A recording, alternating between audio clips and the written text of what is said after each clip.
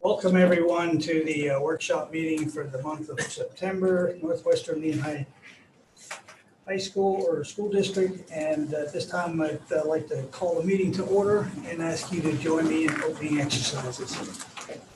I pledge Allegiance to the flag of the United States of America and to the republic for which it stands, one nation, under God, indivisible, with liberty and justice for all.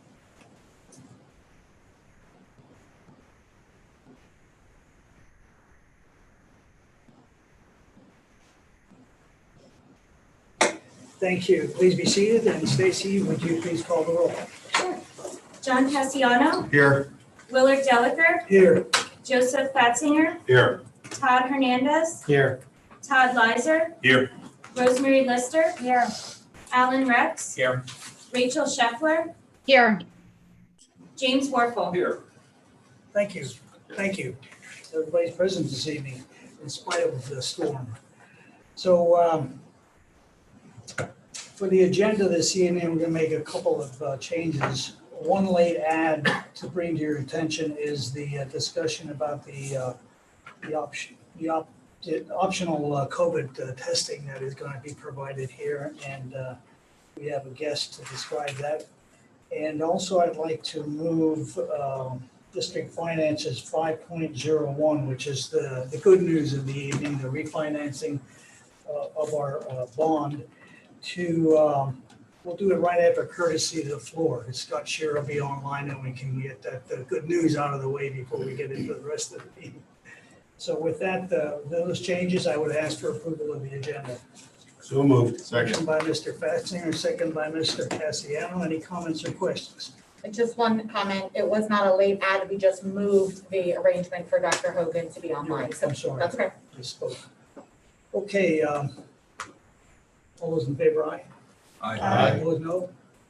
We have an agenda. And at this time, I'd like to welcome everybody that's with us this evening. And at this point in the meeting and at the end of the meeting, we offer courtesy of the floor to anybody who would like to address the board. Since this is a workshop meeting, there will be no action taken. There will be no voting this evening on any of the agenda items. This is just an informational workshop where we discuss and vet the issues that we will be taking action on in 2 weeks from now. So with that, anybody who would like to address the board, please rise and state your name and address. Nothing at this time, and there'll be another opportunity at the end of the meeting after you hear our discussions. So the next item on the agenda is Scott Shearer from PFM, and he has some really good news for us about the bond refinancing, and he's with us via Zoom this evening, and will explain the newest twist to trying to refinance this bond, which is a good deal. Scott, are you with us? All right. Yes, I'm with you. Can you hear me okay? Very good. All right. Excellent. Well, thank you again for allowing me to be on Zoom. My attempts to get in the Lehigh Valley this afternoon were very unsuccessful. So I had to turn around and head back to the house here. So thanks again for allowing me this. I believe everyone does have a handout. I'm not sure if you have it up on the screen or not there behind you, but I was just going to hit on a couple things. A lot of it's kind of similar information that I had presented last month. And then we have some additional news to go over as well. So maybe starting on page 2, just to get ourselves reacclimated, what we're focused on is a refinancing or potential refinancing of the district's 2017 bonds. Right, perfect, right there, yep. And there's about 5.6 million outstanding. The rates, that's a traditional fixed rate bond issue, and those rates range from about 2.5% out to 4%. The final maturity is out through February of 2033. So the point of this transaction, if you ultimately decided to move forward, would be to keep the same maturity date and basically just go from a higher rate to a lower rate. The way the savings would fall into place, it would be taken over time, and you'll see that here in a page or two. And like we talked about before and on prior transactions as well, right now, we're assuming that the cost of issuance to do this transaction would be paid with district cash at closing, similar to, again, what's been done over the years here. So after our last meeting, we were basically given the green light to kind of do a comparison of what the savings would look like, what the transaction would look like if we were able to get a proposal from Nutripoli Bank, so doing it as a conventional bank loan versus doing it as a bond market or as a bond issue. And since our last meeting, the market has cooperated with us real well. We've seen rates come down. Overall, things are looking very good. And so we did that. We reached out to the folks at Nutripoli Bank, had some good discussions with them. We've obviously been watching the market closely when it comes to the bond issues, and we have a comparison of a competitive transaction that we did towards the end of last week. Similar rating, similar structure, and you'll be able to see how things fared out. But basically, the punchline is that the proposal from Nutripoli Bank appears to be what I would make the recommendation to move forward with, in that the savings were slightly better than a bond issue. And with a bond issue, there's still interest rate risk until we would be able to lock in those savings. And when we talk about interest rate risk, that means rates could go up or could go down during that time period. But there is that risk with the bank loan proposal that we received from Nutripoli Bank that would be locked in. And so we would not be subject to market fluctuation. So again, I'll get a little bit more into that here shortly. As far as the timeline, back in August when we had the initial discussion, and then we had the discussion with the banks and with Nutripoli and compared it to a bond issue. This evening, have the discussion with the finance committee, and then depending on how things go this evening, we could be ready to put a resolution in front of the full board at your September 15th meeting to move ahead, and then the transaction would close on or about November 17th. So why don't we just kind of cut to the chase and go to page 5. So page 5 is the summary there in the blue, and I'll start with box number 1. This is the bank loan proposal, assuming the rate from Nutripoli Bank. The savings are reflected in column 5. So you see about 100,000 or so of savings each year, totaling about $1.2 million of savings over the life. The bond issue right to the right of it, again, about 100,000 per year, give or take a little bit. And there the savings, net savings, are just a little under 1.2 million. From an efficiency standpoint, I know many of you have heard me over the years talk about as long as the net savings exceed 2% of what's being refunded, or 3% or 4%, it's a good transaction. Well, here we're talking, over 20% when you see it up at the top there in box number 1 and 2. So either one of these options, based on where the market is right now, you're not going to go wrong. But from an overall savings standpoint, the Nutripoli proposal is providing more savings, and also, from an administrative time, that's also less burdensome for the business office as well. With the bank loan, we don't need to go through the credit rating process, and there's some other time-saving things that are related to the bank loan.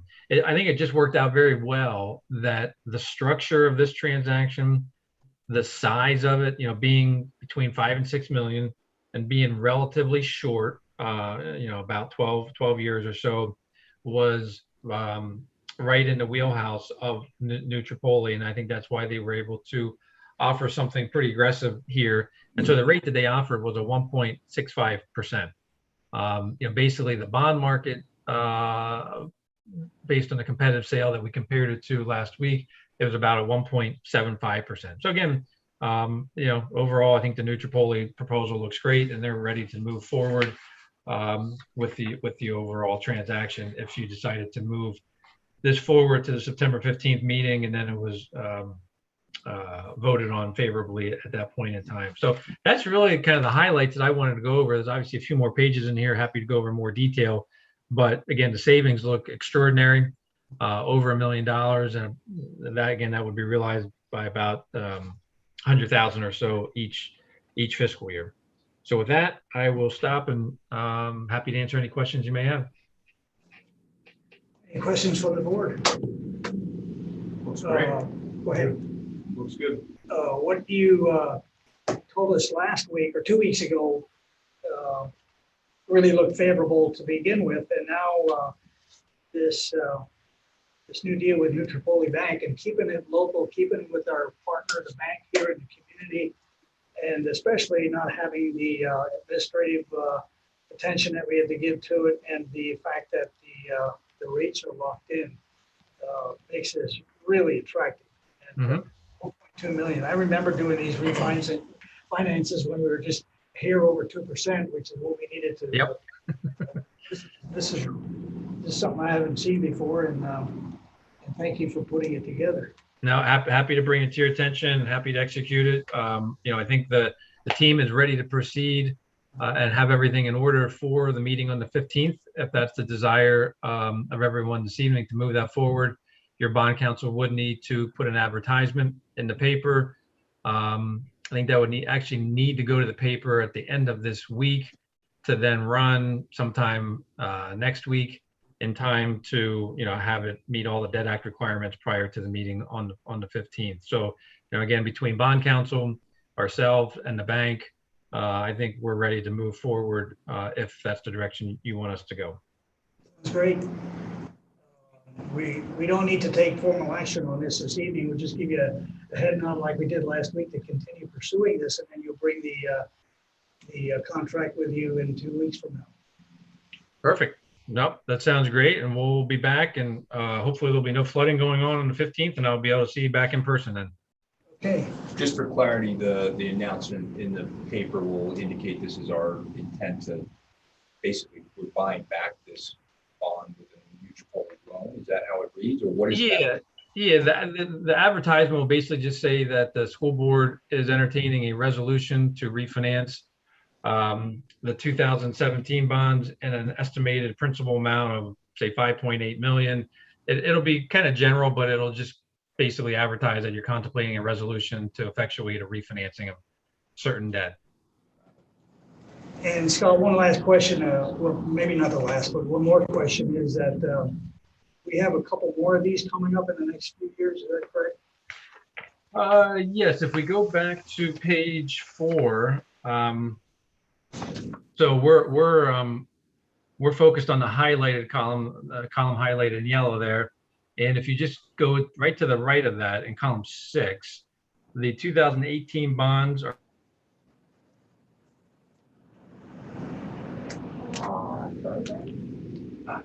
One too many questions. Right. Yeah.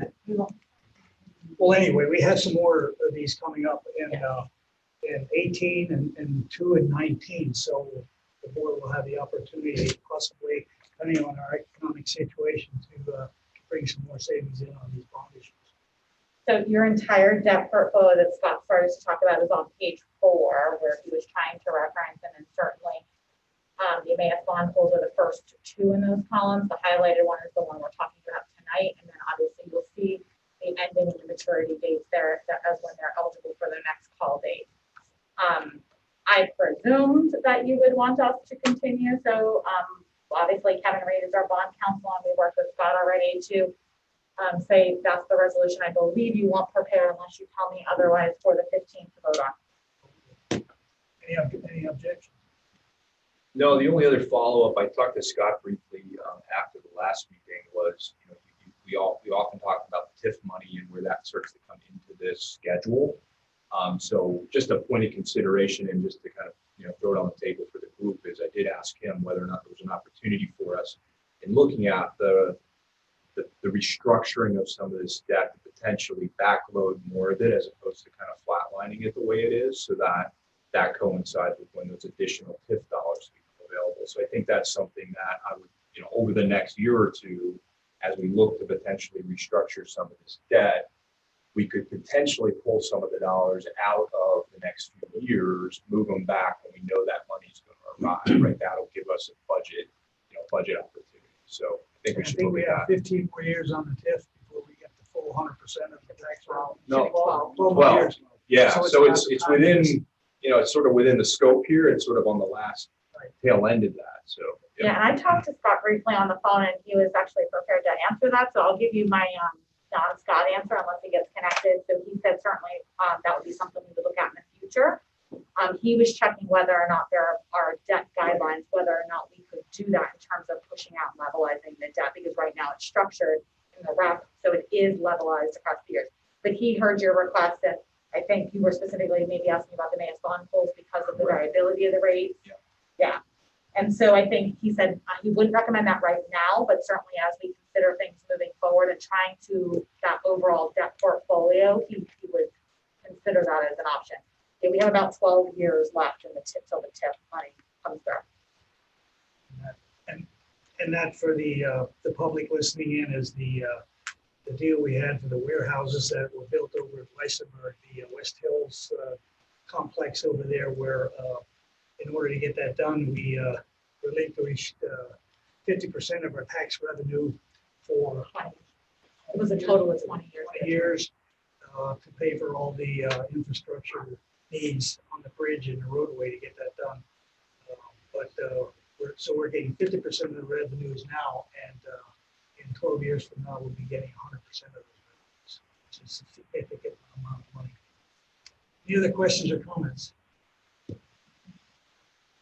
Okay, hearing none, we'll move on to curriculum and building issues. And the first item on there is 2.01, the optional COVID-19 testing that is being made available for families who choose to partake of it.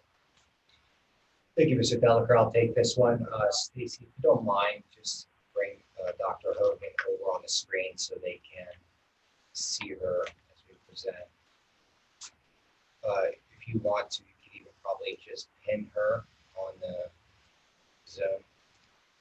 So tonight we're asking for the board to authorize administration at the voting meeting in 2 weeks to establish an optional COVID testing program here for our students and staff. With me, and there she is Dr. Karen Hogan from Concentric. She's the program lead for the state of Pennsylvania and has over the past 2 weeks probably presented to every superintendent across the Commonwealth. I've attended multiple sessions on this topic. I believe there's some real strong value here for us instituting this program here at Northwestern. I'm going to provide the Troy 10,000-foot overview and where I'll let Dr. Hogan fill in any gaps and address questions as the board may have. So on August 16th, Department of Health and PDE announced a partnership with Concentric to provide free COVID testing to all K-12 schools across Pennsylvania. It was a detailed to us as an additional measure to mitigate the spread of COVID-19 and outbreaks within our schools. Again, remember, the goal is really to keep in-person learning going as much as we can. The focus of the program is to use pool testing to identify asymptomatic individuals in our buildings so we could prevent that individual from spreading COVID-19 to others, thus ultimately shutting down our schools. The concept is that we would conduct pool testing for any staff or student who consented into the program at a frequency in which we would establish. We need to work out the finer details, but we're thinking every 2 weeks or every week, depending on a number of participants. The test conducted is a molecular PCR test. That's the most reliable test that detects COVID-19. It actually looks for DNA signatures of the virus itself. It's not those big brain ticklers if you had a PCR test, you know, where it's like a 3-foot stick going in the back of your cranium. It actually looks like a Q-tip. And so what'll happen is the Q-tip is swabbed 4 times around each nostril and just on the inside of the nostril. It doesn't have to go up into the nasal cavity. It's on the inside of the nostril, 1, 2, 3, 4, 1, 2, 3, 4 on the left-hand side. And then the sample will be placed into a vial with 25 other individual samples. That 25-person sample is what's constituted as a pool. Okay, so when you hear pool testing, they're pooling a bunch of people together and testing for a sample of one shot. There will be little to no disruption at all with instruction or our day. The test itself takes literally 5 to 10 seconds. Students will need to leave their class. Staff members can do it wherever they're situated. And again, like I mentioned, as quick as I could go 4 times around each one, that's as quick as the test is. The samples will then be sent away to specific labs, and we will get the results of those samples within 24 hours via a portal. So we will have access to an online portal where it will instantly communicate, hey, you had a positive test inside one of the pools. At that point in time, they as in the concentric group would have a clinician on site the very next day to resample the 25 individuals that had been in that pool. Because if you remember how I described, they're putting 25 of the samples in one container, so they don't know which of the 25 is ended up positive. So that's why they come back for the reaffirmation test. As I mentioned, the clinician will be on site. At that point in time, once we identify the positive person, that's when our internal procedures kick in like they always have been. So when we identify a case in Northwestern, we have procedures where we'll help to set the isolation period, close contact tracing, and all of that. There's one thing I want to point out, that there's no quarantine needed for the pool itself. So as the person's getting tested, like right now, our practice is if somebody goes out for a COVID test, we don't have them in our institution until we get a result back. That's just been our practice since last year. The Department of Health has issued an additional guidance, we'll call it, through a HAN specific to this program, where these individuals getting tested don't need to leave the classroom. So it's not like they're getting tested and they can't come to school or anything like that. One thing I'll point out is that this is completely turnkey through Concentric. So they will provide all the staff, all the materials. The program is fully funded by the state. The state received, I forget how much, maybe like $300 million from the CDC to institute things like this. They gave a $90 million contract to Concentric to do this for every entity within the Commonwealth. There will be absolutely no cost for the district to do this. As much administrative, clerical, clinicians, whatever we need, they assure us that they will provide it at no cost to us. They as in Concentric has been doing pool testing in a number of different states. So last year they conducted pool testing throughout the states of California, Arizona, Maine, North Carolina, New Hampshire, Missouri. I'll let Dr. Hogan speak about maybe some of her other experiences. As of last Friday, when we spoke again, Dr. Hogan had told me we have about 150 school districts in Pennsylvania already signed up for this program. So this program is ramping up pretty quickly. We believe that there's 3 real main benefits to doing this here at Northwestern. First, we'll be able to identify asymptomatic individuals and reduce the potential of them spreading COVID to others, thus reducing our likelihood of widespread outbreaks and school closures. The second main advantage is really a care, from my aspect, it's additional care we can provide our students and staff. We would be able to identify an asymptomatic individual who may not be experiencing symptoms yet and get them the care they need much sooner so they could expedite their recovery with the disease. And then third, as everyone knows, Northwestern is crazy about data, and this will give us building level data. So as you know, we do track numbers very closely. We track it nationally, state, by county. We break it down by zip code. We slice and dice the data every which way to Sunday so we can make informed local decisions. This will actually give us building level data that will show us the prevalence of the disease within our school building itself. Thus giving us, again, another data point to make informed decisions. Before I pass it along to Dr. Hogan, one thing I want to make abundantly clear that this is 100% optional. It's a consent in. Nobody has been forced to do this. If a staff member wants to participate, we're providing the opportunity for them to do so. If a parent wants their child to participate, we're providing the opportunity to do so. The staff and students can also remove themselves from the program at any time they want to.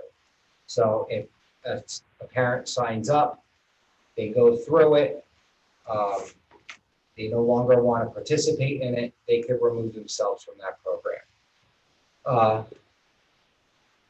Again, I just want to emphasize the whole parent consent and staff consent piece.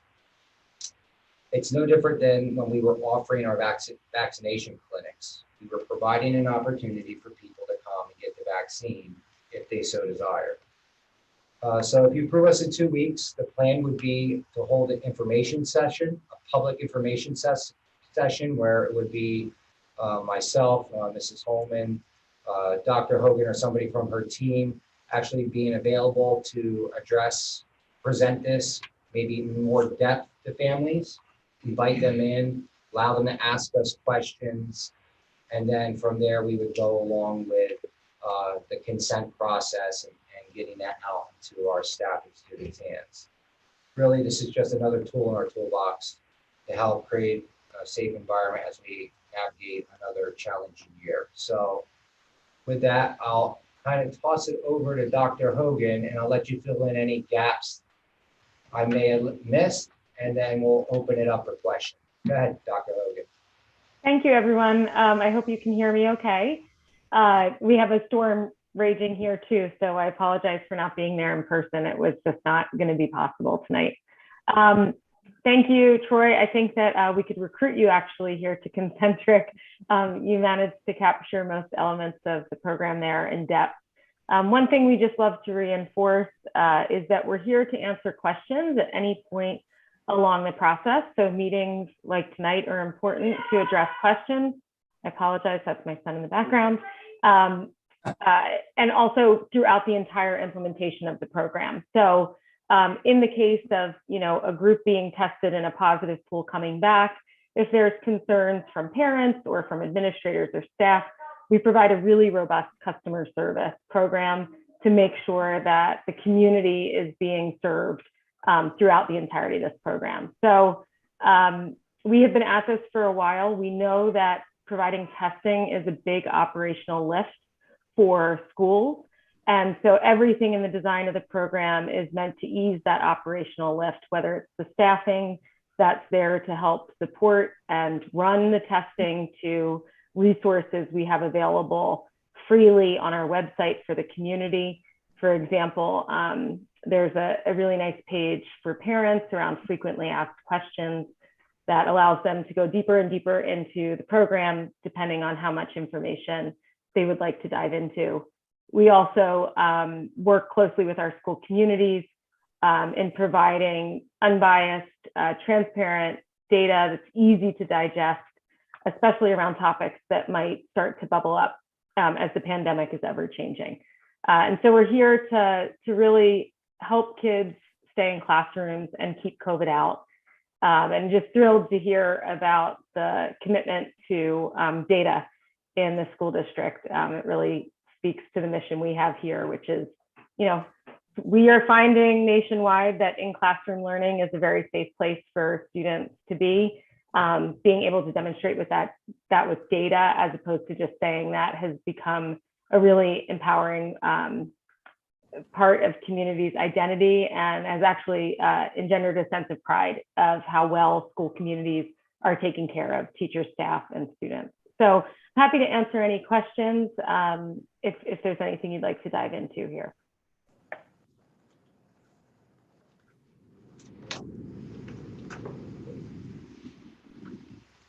Dr. Hogan, I have a question, or Dr. Sisnovic.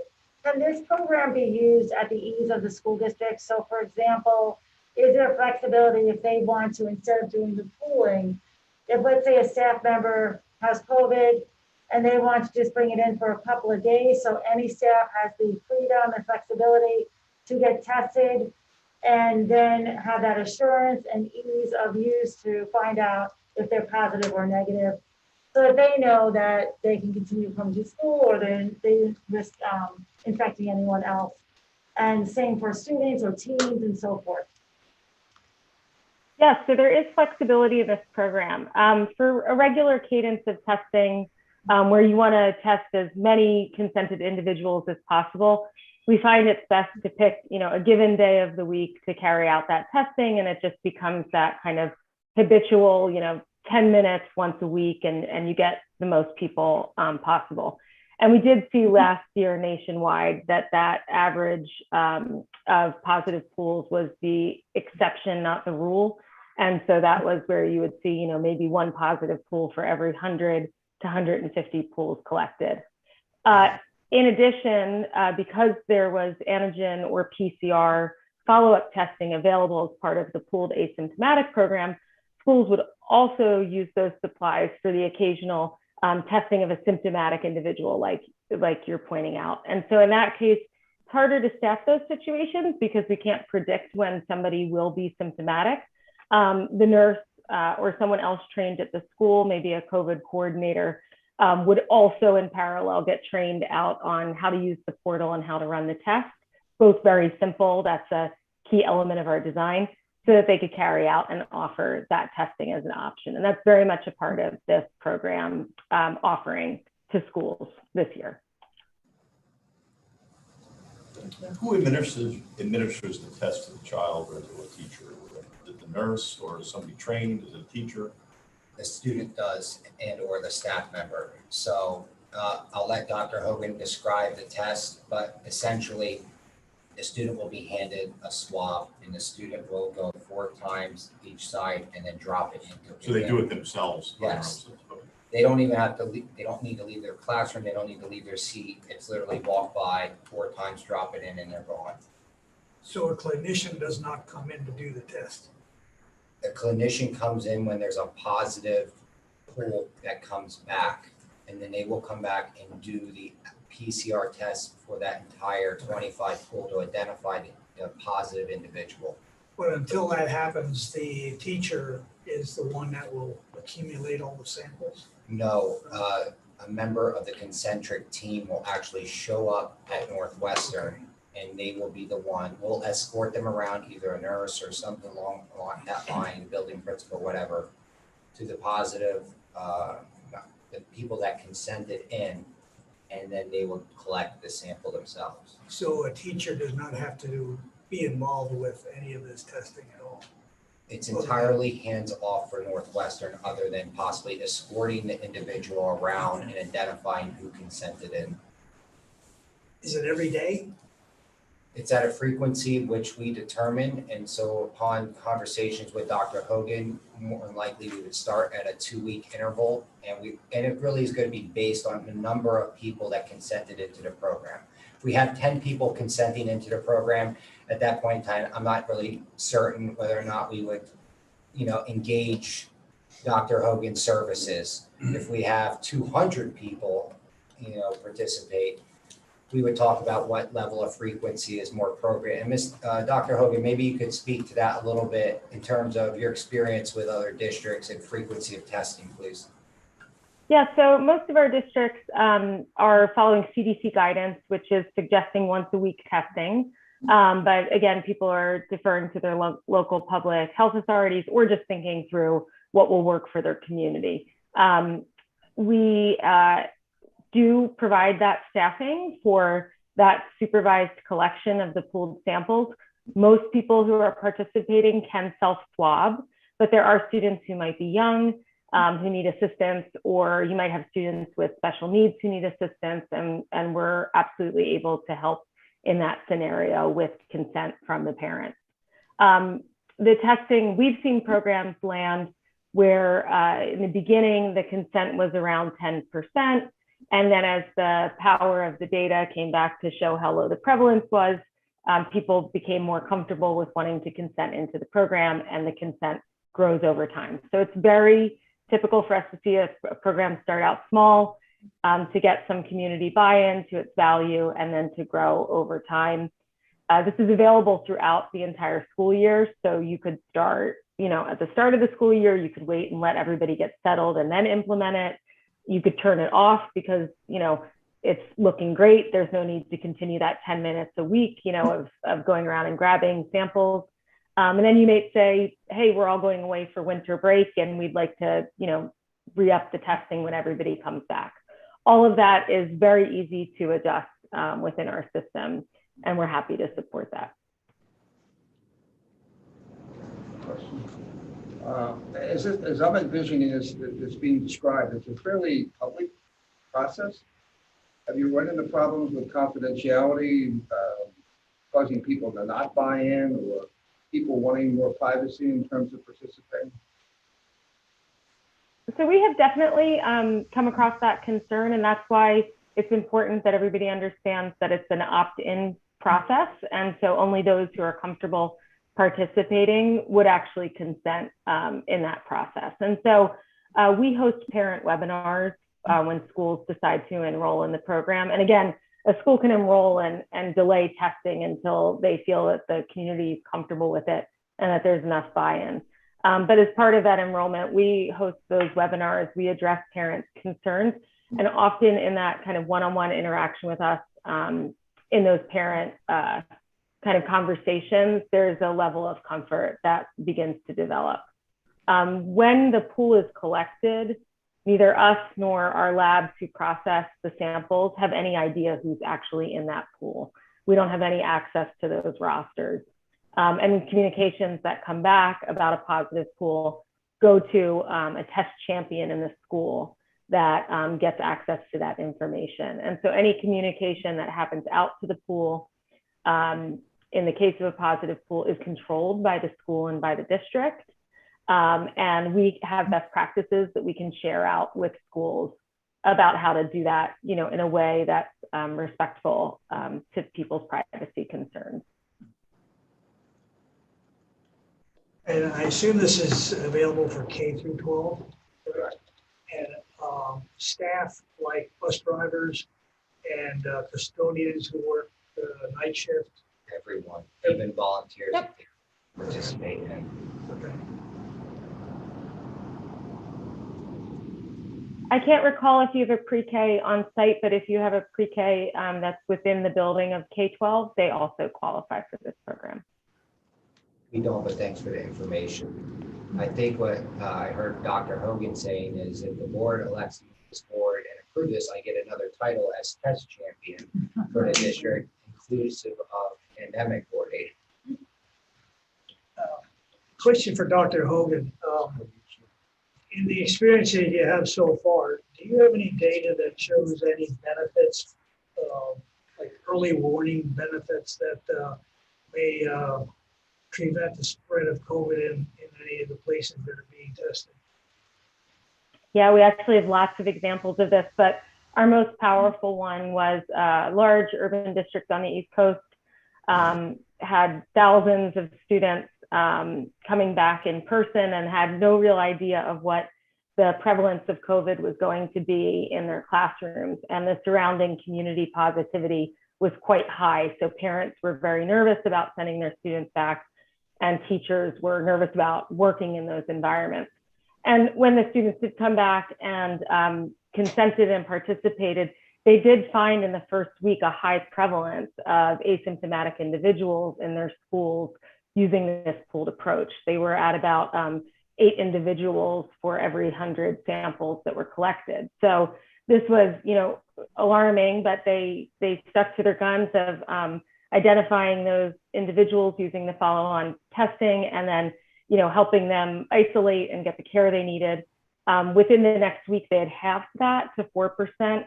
A week later, they were down to 3%. And then for the remainder of the school year, they were between 1 and 2 individuals for every 100 to 150 classrooms sampled.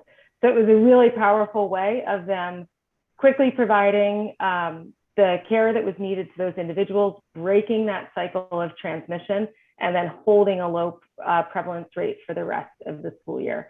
When they went on spring break, they then anticipated that the numbers would come up, and the community was really at ease coming back into the classroom because they had this tool again, and they did indeed see a slight spike, but it was much lower. It was only around 3 or 4%. So they were seeing a ripple effect out into the community of both, complying with best practices, but also just in general, helping drive community transmission down through this program. So it was a really powerful case. And we have multiple examples of that across the US, from both rural communities to large urban school districts. I could draw a parallel, Mr. Delacour. Last year, when we were coming off of winter break, we had a tremendous surge in the state and in the county, but we had no clue what it was going to look like for us. And so we were basing decisions on in-person learning on the numbers that we were gathering from the zip code data and stuff like that. Had we had this program in place, we would have had a much greater data point to make a decision possibly to return sooner if the prevalence rate in our buildings was low, because it's given us the insight of what's happening within our community and within our schools, where Lehigh County data is basically that. You're grouping everybody in with us. So Yeah, I think there is a real advantage of having this building information here for your tracking, like you did all last year with your zip codes. And you spent hours and hours tracking that kind of thing. And this would give you even a better view of what's going on in the buildings. Another question for Dr. Hogan. Is there any comparative data you have that would show benefits of mitigation, like masking and specifically ionization in buildings with the numbers of people who are infected in those buildings versus buildings that are not ventilated with ionizers? So, yeah, I don't want to cut you off. I'm sorry if you're. Forget about the mask question, just the ionization. Do you have any comparative data how buildings perform per capita with ionizers in the buildings versus schools that don't have that type of ventilation? We actually don't have that data collected, but in terms of looking at last school year to this school year, last school year in almost all of the cases, we did have masking in place, and there were differences in ventilation that would sometimes explain the difference in prevalence in a given community. This year, we have been testing in the South already. And so we've been in Arizona and some of the southern states that have gone back earlier. And we are seeing differences in the data set based on whether or not different mitigation practices are in place, which is also just another powerful tool for school communities as they think about relaxing mitigation practices. They can actually generate accompanying data that creates that level of transparency. So we do have schools that are participating for exactly that reason, to demonstrate, what needs to stay in place and what might no longer, be needed as the dynamics of the pandemic change. Thank you. Any other questions? So the next step is to take action to enter in a contract with Concentric. yeah, it's not a contract. It's called a statement of assurance, and it's between the district and the Department of Health. And so essentially, it's just acknowledging that we're going to enter in an engagement with Concentric, saying that we're going to move forward with testing. It doesn't obligate the district to anything. It essentially just establishes that partnership between the district and Concentric to perform the testing as we described here tonight. Then the next step would be a information. Yep. So we would, as soon as the board had approved us to move forward, we would work with Dr. Hogan's team to come up with an information session. That way we could inform parents and let them ask as many questions as they feel comfortable asking get them all the answers. We would then, get this out to our students, our staff, informing staff. We'll probably do, again, probably information session for staff as well. And then we start to hand out the consent forms and getting the consent forms back and having folks basically enroll in the program if they choose to do so. How would that be conducted, the venue for the information section? I prefer to do it in person because I think it's important for folks to actually feel a connection with people in person. Obviously, we would leverage a venue, maybe like the middle school auditorium or something along those lines. That way we can maintain any distancing required if a large number of individuals come out. Dr. Hogan has offered for her or somebody on her team to come here in person to be a part of that with us. And again, they already have a ton of pre-canned information already available. We would start to provide that out. That way, folks coming to the session may have already had a leg up on learning about the program and can ask some well-informed questions. So would that require a change in our health and safety plan about visitors coming here for that? No, because we do allow visitors to come here, and they would just need to be masked per the order that is coming out on September 7th. Okay. Any other questions? Everybody ready to take action in 2 weeks? I guess we'll hear from the community, maybe some feedback from this meeting. But I don't see any downside to this.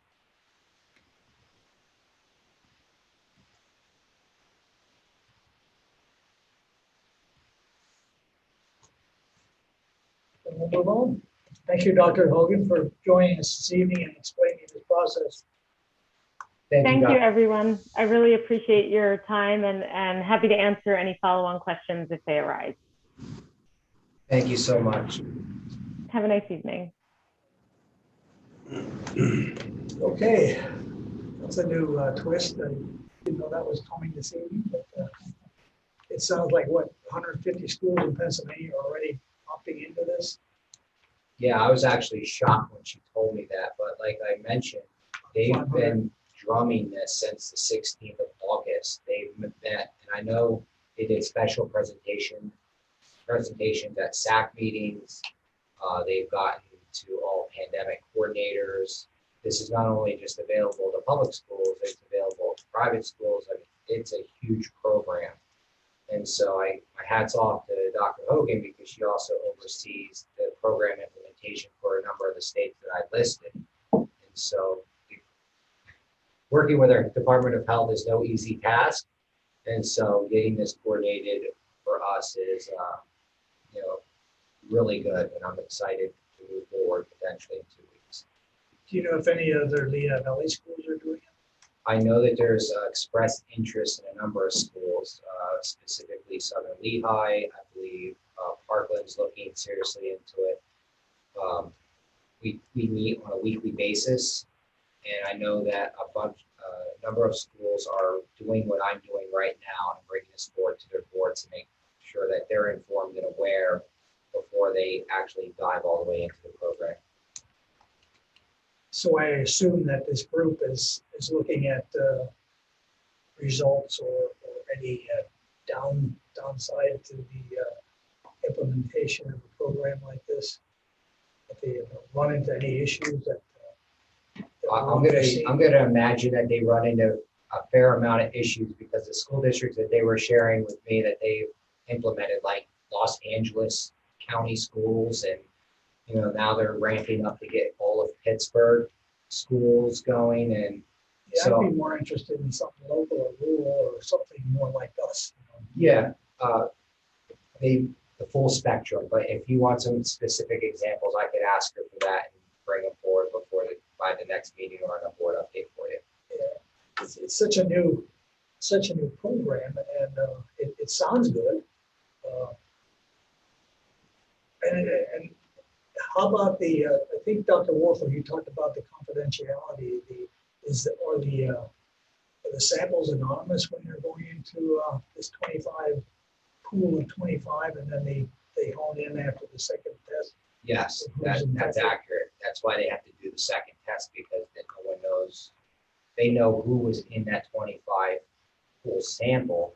Now, the person collecting won't know any of the names, the lab or any of that, but once it comes back to our portal and the test champion, I guess, i.e. me, gets informed of that, we would then be able to identify the individual specifically in that pool and then work with their clinicians to administer that second test to identify who that asymptomatic positive was. I was thinking more specifically about individuals who would want to participate but not have it public. It would be an option for them to have their sample collected in privacy. That's really what Dr. Wolf, I understood it, and I'm going to follow up with Dr. Hogan. I think from what I'm understanding, they will be as flexible as we want. So if that is something we need to set up in order to drive participation and make families feel more comfortable, I think we could work something out, absolutely. But as a mitigation strategy, the more people you have involved, the more productive it's going to be for the school district. So making every possible way to get people included is Yeah, excellent point. So can I just, at colleges, they have to do testing consistently throughout the week, especially if you're on a sports team. And I'm curious, do they work, they probably don't work, it's just high schools and elementary schools and districts they're working with, correct? This company here? Yeah.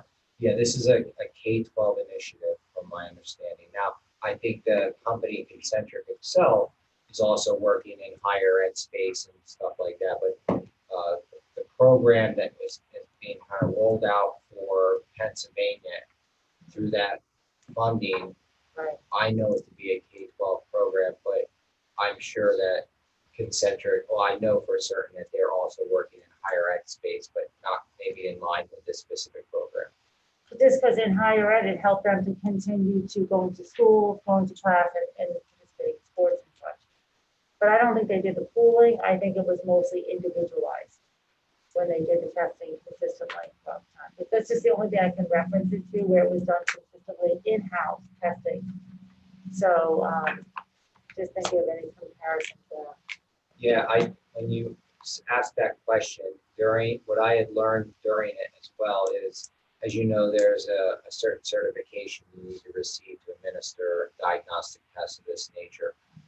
They're willing to provide that certification training for any of our staff that we wish to, if we so desire. So say Dr. Warfel's point, say our kids are more comfortable with our nurses being that person on the follow-up and stuff like that. We can definitely have them trained, but it's a turnkey operation, what they described. Thanks, Art. I guess No, that's it. I guess the concern I have about something like this is voluntary now in the beginning, opt-in in the beginning, is if it is in any way successful, will it become mandatory? And then we'll have another issue on our hands about allowing parents to make a decision. If this is somewhat successful, will it become mandatory? This is just the first step. Yeah, Has there already been discussion about that?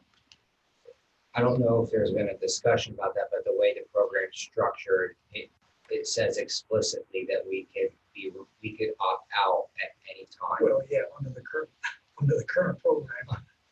Yeah. An order comes from the Department of Health. We'll have Jess interpret that at that point in time, but I could tell you this specific program, we are able to pull out as an entire district and/or any parent or staff member can just stop at any time that they wish. But I'll let Jess cross that bridge if that ever comes to fruition. Maybe you'll have the inside scoop, as in the testing coordinator. Champion, that's right. Champion. Bill, the Sorry. other I'm keeping it on. the other point I was I going to need make your help. along those lines is nothing is free, right? So this isn't free. Yeah. We are paying for this as taxpayers. and our other taxes. Yeah, so that's important to understand that $300 million just doesn't get created out of thin air, that in choosing to use these services at the local level, state level, and national level, we are choosing to pay for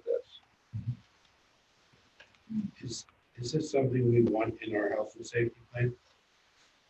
There's a section in the health and safety plan that we could put this in. So if you go to the health and safety plan, there is a section that's called diagnostic and screening testing, which we simply address the screenings that we do and the screenings for families and how they report a positive screening. But I would imagine that if it's something that we opt into, that would be the appropriate place when we make the adjustment. We have a couple weeks though, so if you give us the authorization or the head nod to move forward tonight, the voting item will be on the 15th, which will be that statement of assurance. We can't do anything without that statement of assurance. Then our understanding is obviously the parent webinar and the opt-in. So we're probably not up and running with an active change to the plan before the beginning of October. But yes, it's an additional tool in the arsenal that probably should be at least cited in there as an option, like we did the vaccination clinics. The vaccination clinics are also not mandatory. We offer them, and they are cited in there as an offering of when we've done so. But we're probably a little bit out before we make that adjustment, so we get through the process and get it up and running. But that would be the appropriate place in the diagnostic and screening testing section. It doesn't sound like there's any critical timing for this, to get this approved or not approved. But if we would, this is the first time we're hearing this. So if we think of this over the next 2 weeks and come back ready to take action on this, and we still have some questions or are not comfortable with it, if we just table it, that's not a problem. It's not a problem, and I could ask Dr. Hogan also attend in 2 weeks in case you do have additional questions. I know the program from attending the different trainings and webinars. The depth and the implementation and all the real Q&A is going to be best served by her, so I could have her available if the board does have additional questions. With regard to timing, I would, as Mrs. Holman had mentioned, more than likely we wouldn't be up and running with this program until mid-October. The farther we delay it, I think the less successful, as Dr. Warple had mentioned. We are going to start getting into a situation where we're going indoors, right? We're coming into the fall and winter months, and that's when the disease and other, influenza and everything else really takes off every year. And so if we could have this established and in place prior to that, we could use it as a tool once we get sheltered due to the snow to really see what's going on. But to your point, we could table it if the board is not comfortable moving it forward in September. Any other comments? Questions? Thank you for putting this together and bringing it to our attention.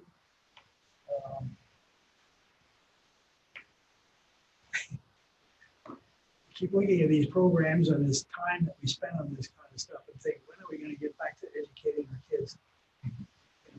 All the time that we put into all of this noise, and if we would put that kind of effort into educating our kids, how much better off we would be. The times we're in, I guess. Okay, we'll move on then to, thank you. Next item on the agenda would be reviewing our health and safety plan. Okay.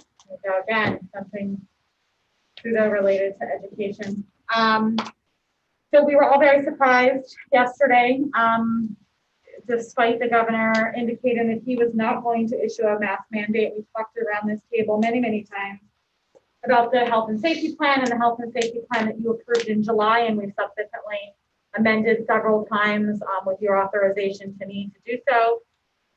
We believe that we had a reasonable plan in place that we rolled out as late as 2 Fridays ago with some tiered mitigation for masking based on some local characteristics and data as well as outbreak data. To our surprise yesterday that we were told to be on a virtual press conference at 2 o'clock and just before 2 o'clock. Also, the media, interestingly enough, had it before we did. A mask mandate did come from the Secretary of Health about 2 o'clock yesterday. So it is an order, not necessarily from Governor Wolf, but as you heard, it was his press conference that it was announced on among a number of other folks that spoke.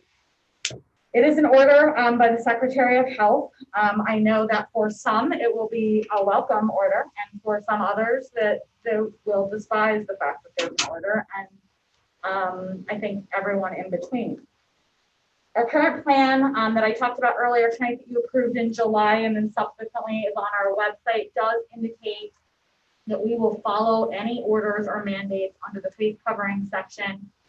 It reads as follows: the district will comply with all federal or state orders or requirements regarding face coverings. We spent a lot of time over the last day and a half or so, Dr. Snowick, our admin team, certainly our legal counsel, to decipher the order, interpret what we think it meant, as well as the authority under which it was provided. We do believe that it is an order. It is issued under the Secretary of Health as a legal order that we do believe has the authority to issue the order. I recognize some of you, as well as some of our community, believe that it was a circumvented way to issue an order. But it, I believe, is an order that is legally enforceable. Jessica is here tonight. Certainly, we've spent a lot of time dissecting the information. And so we are here tonight to certainly talk about this and get some direction from you. It is very just ironic that we had a board meeting the day after it was issued, and certainly it doesn't go into effect until September 7th. And so unless directed otherwise by the board, our current plan indicates that we will enforce the order as written. And we will make the necessary change in our health and safety plan effective September 7th for all students, staff, and visitors. We would make that change by the end of this week, if that is indeed the will of the board. I would tell you that from Dr. Sosnowick's point of view and ours, we are both commissioned officers, which is a state commission, and we have some responsibility to enforce an order unless directed by the board to not do so. So I know there'll be lots of conversation and lots of questions. If they are certainly pandemic related questions, Dr. Sosnowick and I will certainly do our best to answer them. Legal basis questions is part of the reason why Jessica's here, even though she's not ordinarily at workshop meetings, to be able to try to decipher it. We sent a message to our community last night that kind of said we need some time to take a look at it, letting them know it was issued, because we have been communicating everything after the fact because we don't get a lot of pre-notice. And so letting them know we did receive it, we were aware of it, it obviously hit the news media very quickly, and that we would be talking about it this evening. This order, now we have another word, order. Before this has been mandates or recommendations, and we were trying to make decisions based on, is it a recommendation or requirement? Is it a mandate? A mandate is a requirement. What do we do with a recommendation? Now we have an order. So how does that fit into the whole legal requirement for compliance? Well, I'll let Jessica answer the question of the legal part. Prior to this order yesterday, the only order that is cited in the plan that we were following is the one on transportation. So there was a federal order for transportation, which is cited and linked within our document as to why we required face coverings on transportation. The enacting of the mask requirements in the nurse's office, the trainer suite, and subsequently the hallway was my action in an attempt to be responsive to the data in a responsible way. That was not an order. The CDC and American Academy of Pediatrics for some time has made recommendations for school settings, particularly classroom settings. And so now comes an order which I believe has with it the same legal requirements as the transportation order did when we talked about it, when it became enacted. It's the same transportation order that's in effect for airplanes, etc. They did deem public school buses, school buses and vans, any type of public transportation had to follow the order. I'll let you certainly mention the legal part that we've certainly talked about a great deal in the last 24 hours. So we have the CD, I'm sorry. Mrs. Holman mentioned we had the order that was issued by the CDC with regard to masking on transportation. That is a federal order and we were required to follow this. So that's a federal order. Now we have a state order. Prior to this being issued, we had orders last year that were issued by the governor himself, and we had to comply with those orders. There was a referendum that was passed that essentially stripped the governor of the powers to do so. So this order is not issued by the governor. He does not have the power to do that. This order was issued by the Department of Health, and that's the way that they got it done. But it's no different than the order that was in place before. And I understand, and I'm sure Mrs. Holman and Dr. Cisnovic will tell you this, that we are inundated every day with different interpretations of every order, every piece of legislation that is out there, and there are lawyers on both sides of this interpreting it different ways. But whereas we stand today, it is a valid order until somebody says differently. If somebody wants to challenge that order and take it to court and have a court determine that it's not an order, then that's a different question. But as it stands today, it is an order, and there could be, I can't promise you as we sit here that there's going to be all these implications. But when we look at this, I wanted to come and be completely able to inform you as to what could possibly happen in the event that the district would not decide to follow this order. So under this Disease Prevention and Control Act, which I have never heard of until yesterday when this came out, and after dissecting it today, it does allow for voluntary penalties. It allows for criminal penalties. You know, it's not felonies. There's summary offenses. They are minor fines. The bigger concern is the fact that Dr. Cisnovic and Mrs. Holman are commissioned officers. They are supposed to follow the orders, as well as you take an oath to follow the laws of the Commonwealth implication. Do I think there's going to be somebody coming, the PD or whoever, to enforce that and to fine all of you? I don't know. I think the bigger things that we are going to possibly see is individuals, groups who are going to possibly institute civil suits. And that's more the likelihood. But it could happen on either side. You could get it from groups who want to see this order followed.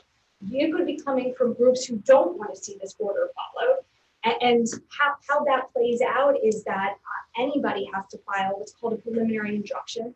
It has to be filed down at the Lehigh County Court of Common Pleas, and it has to ask the court to stop you from doing one thing or the other, either abiding by the rule or the order, or not abiding by the rule or the order. And a temporary injunction is that. It's temporary in place, and then there has to be an underlying substantive legal review, testimony, evidence, all of that as to whether it becomes a permanent injunction. I think that is more of what you are seeing. We had talked previously about not complying with the CDC order and what could the implications be for that. So you, the school district, have several immunities available to you. However, I think if there's a complete disregard for orders that are issued by the federal government or the state government, then backed by both of our major medical care providers here in the Valley recommending that students be masked, the American Academy of Pediatrics recommending that students be masked, the CDC recommending that students be masked, but we didn't listen to any of that.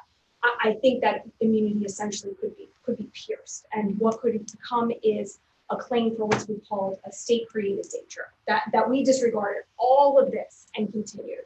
And if there could be somehow proven that we contributed to a super spreader and a child get critically ill or died, I think there's a case there. How it would come out, I don't know. I just don't know if it's worth the risk of going that far.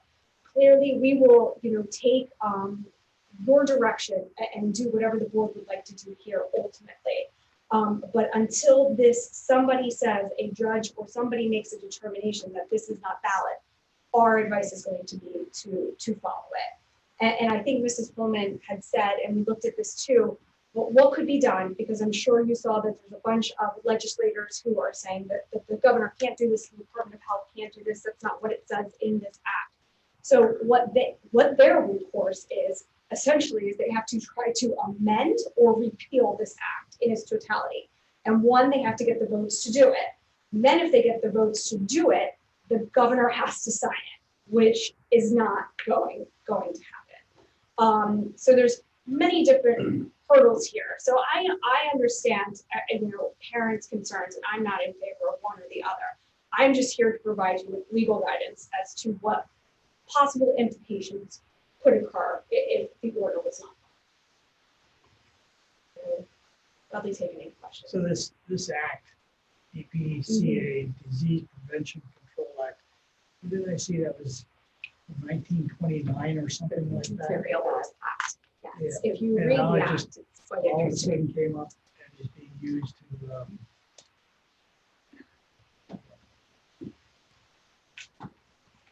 Real quick question, Jess. You mentioned law versus order. And we know the law there's a process to pass a law. And this is an order that was drawn up by the Department of Health. Yes. That Just the agency of the state. how I just don't understand how that can be enforceable. How there could be legal ramifications if we would go against it. Because you mentioned criminal charges in your explanation there. It's hard for me to wrap my head around it when it's not really a law. Correct. But there are certain An order. agencies, yes, and there are certain agencies that are allowed to issue orders and directives. And I don't want to say the order is a law. It's not a law, but it is, as Mr. Gallagher had said, it's essentially a mandate, for a lack of better words, that a state agency or a federal agency, the CDC, is permitted to do. So no, it is not a law, but it is an order, which can have teeth to it. And when I say criminal penalties, I don't want anybody to run with this. It's minor for sure, knowing your background. But so I don't think that's, in my opinion, these little things that are built into this act, not what I think is going to come to fruition here. I don't think you're going to have police and authorities knocking on the door to see what people are doing and showing up and finding everybody a couple bucks per day. I mean, I could be wrong. Let's hope not. Yes, exactly. However, I think what the real issue is going to be is these injunctions that could be filed or the potential for civil liability suits. and that could be filed by parents. Yeah, and I said it could be filed on, you're in the middle. So you either get Either way. sued by the masters or the unmasked. Correct. But I would just say, along with everything we've done, every decision we've made for the last 18 months has both of those sides. And you could get sued. That's why we tried along the entire time to make what would a reasonable person do in terms of reasonable things. Because up until today or yesterday, not everyone loved what I had in place. Not everyone loved what we put in place with masking, but I will tell you, for orientation and our first couple of days of school, everyone was very compliant, even if they didn't love it, which is why we took that stance in terms of trying to gain the most compliance with people following local data and buy-in, because that's what we believed was most important, in that we had compliance in the masking requirements that we did put into place. Everything we've done this year has those two sides in terms of, that's why you try to front yourself with making the best decisions you can, because there will always be potential for both sides to disagree with your stance and file something.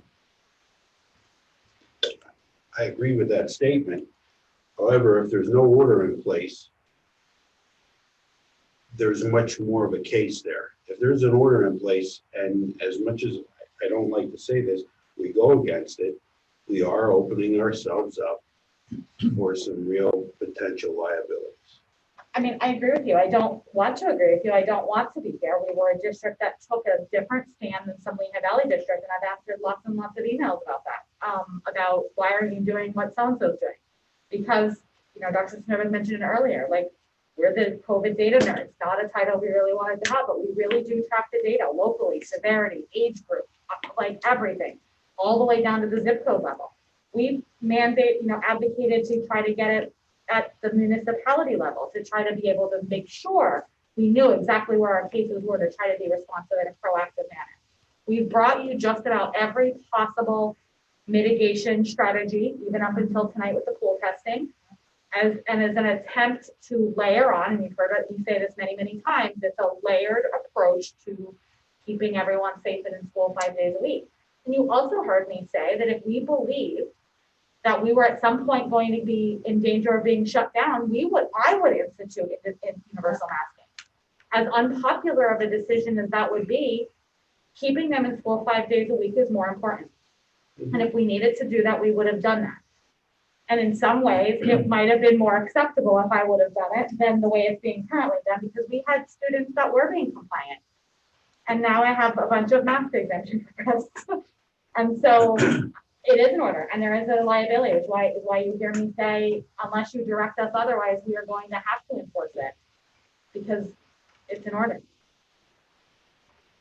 Just, I guess, a couple thoughts on my end. You know, in May, the Commonwealth, right, voted to strip the governor of the powers that he was presuming at the point to, you know, issue certain edicts or mandates or orders or whatever they were called at the time, to move that power to the legislature. Right? It wasn't to say we don't want rules, we don't want laws, we don't want orders, but it was to actually create a structure to actually allow those elected officials in a broader representative way to make those decisions or to evaluate what needs to be put into place. So I think that's an important point, because I think it can be interpreted as nobody wants laws, nobody wants rules, nobody wants orders, nobody wants to have to issue these edicts and comply, right? So that's very different than we want the legislator to be able to be. So shame on all of the Commonwealth at the time for assuming that when they voted that way, that meant the legislator was going to be in control of some of these decisions. And through a 1929, somebody was able to smartly, presumably some lawyer somewhere, realized there's an old rule out there that allowed the Department of Health to actually issue these orders and circumvent that. And I do think it was done to circumvent, you know, the issues of the legislator. I would have liked to see the legislature of our state get more involved in some of this. It may have ended in exactly the same order or the law, right? I think what bothers me is there's no end date. I think that was one of the concerns that the Commonwealth had when prior laws or orders were issued, is that they had no definitive end date, right? In my opinion, I think there's room for emergency orders when the legislator may or may not be able to act as quickly, and we know they won't act very quickly because they don't act quickly generally. But there should be some provision to say it's a 21-day, you know, order that then enters the legislature, at which point it gets thoughtfully considered and evaluated, right? So that's the part that I'm stuck on. I guess I would like to at least have an opportunity at some point, you know, 21 days from now or a month from now, if things are not progressing, that we have an opportunity to potentially have another look at this. But, you know, I, for one, believe that as a board, right, we have an obligation to the community to follow the laws and the orders, right? We're not here to put a stake in the ground and take a political belief one way or another. That we follow orders, we follow laws, and we want to encourage our students to do so. And if we believe they should go knock on the doors of their politicians in, you know, Harrisburg, right, or go, you know, go to the courts in Lehigh County, then they should do that, and we should encourage them and help them understand how the process works, and that's our responsibility. Yeah, that's a great perspective. And if the legislator is letting us down by driving this down to this local level without any guidance and authority, and we don't have the resources or the position or the standing to take this to court and say that 1929 law act doesn't apply here. That's not our position. We can't do that. And the other perspective I want to bring out is this health and safety plan that we put into place through a lot of planning for that whole last summer or winter before June came. And we approved it as a board in June with the provisions to change and adapt as changes occur in the COVID levels and the progression of this disease. We wrote into that plan the ability for administrators to make corrections which we've done. We did last month, and now we're faced with it again.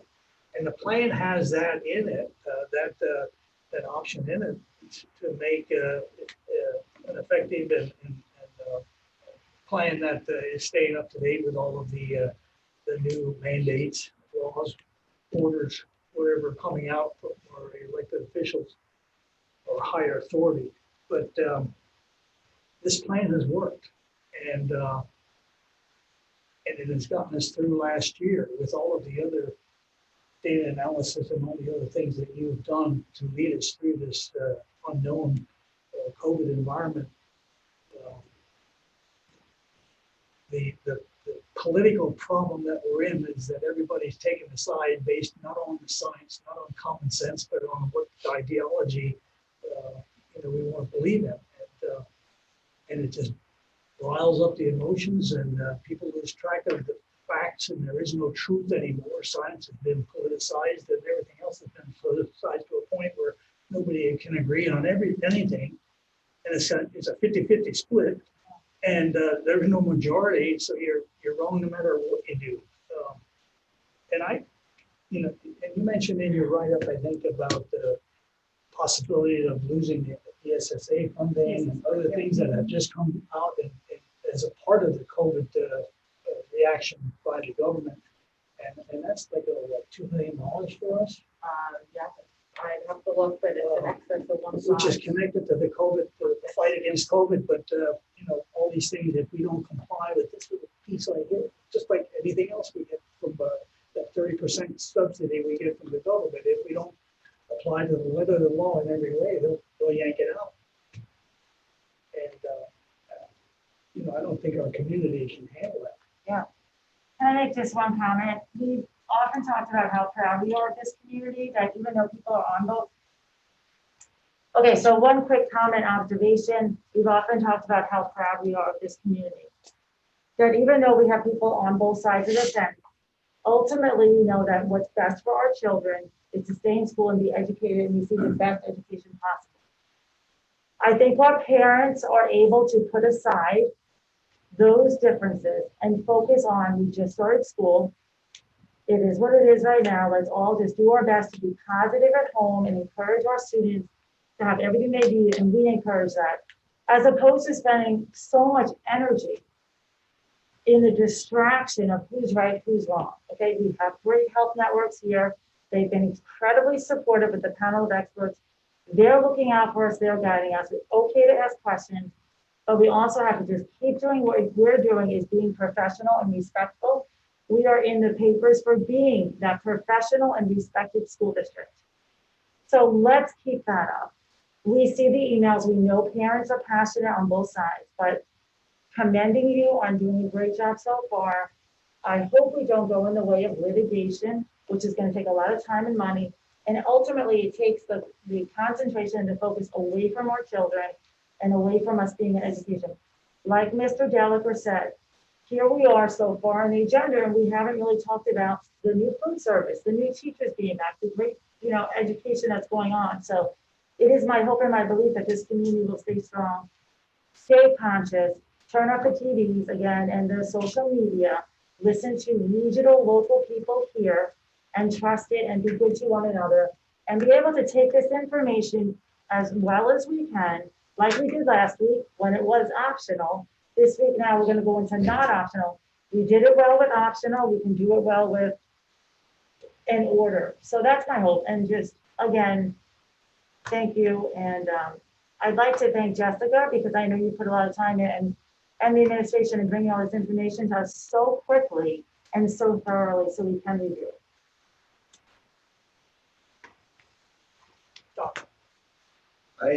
I certainly support the administration and the solicitor's recommendation in regard to what we need to do right now. I don't see that we have any choice about that, and I suspect that the debate over whether this is a legitimate order or not will play itself out in some legal sphere beyond us, and it's going to take care of itself, and we'll see what happens.